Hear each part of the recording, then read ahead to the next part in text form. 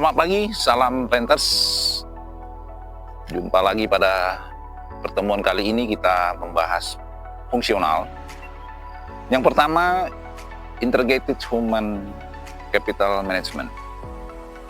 Integrated Human Capital Management adalah pendekatan strategis yang terpadu dalam mengelola sumber daya manusia untuk mendukung tujuan bisnis perusahaan secara keseluruhan.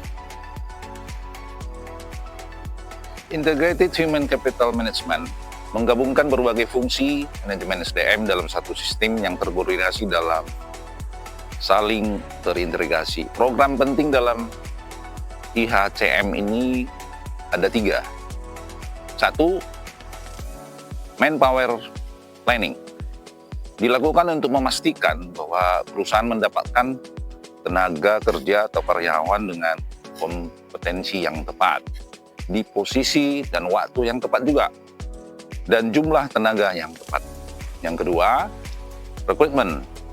Dilakukan untuk mencari dan menyeleksi individu sesuai kualifikasinya untuk mengisi sebuah posisi yang kurang, baik yang kosong maupun posisi baru.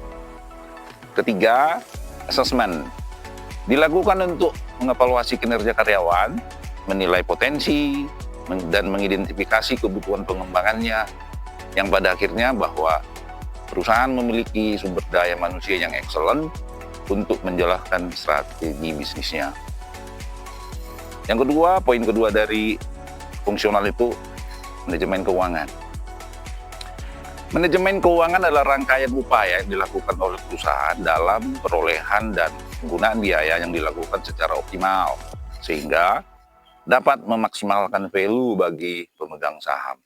Keputusan dalam manajemen keuangan perusahaan terkait dengan aset, yaitu meliputi keputusan alokasi penggunaan dana untuk keperluan operasional dan investasi. Yang kedua, liabilities dan equity. Itu terkait dengan keputusan pembiayaan bagaimana memperoleh dana. Kondisi keuangan suatu perusahaan itu perlu diinformasikan dalam laporan keuangan. Perlu dipahami untuk memastikan bahwa perusahaan dalam kondisi sehat atau tidak. Nah, yang ketiga di fungsional adalah manajemen operasional. Mencakup 3 bagian yang saling berhubungan. Pertama, manajemen produksi tanaman. Merupakan proses terencana dalam mengelola seluruh kegiatan budidaya tanaman kelapa sawit dalam hal ini, mulai dari pembibitan, pemeliharaan, hingga panen, untuk menghasilkan tandan buah segar secara efisien dengan mutu yang baik, kuantitas dan kualitas, serta berkelanjutan. Yang kedua, manajemen pabrik adalah proses mengelola seluruh kegiatan pabrik, mulai dari proses pengolahan TBS menjadi CPO dan inti sawit, yang pasti secara efisien dan berkualitas juga. Juga menjaga keselamatan kerja, kinerja lingkungan, dan keberlanjutan operasi. Ketiga, manajemen pemasaran.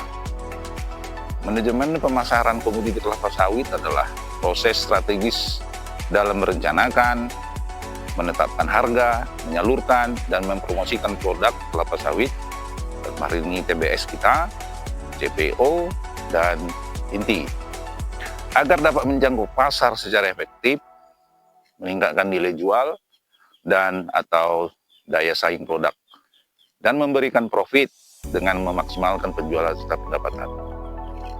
Demikian topik pembahasan fungsional, semoga bermanfaat.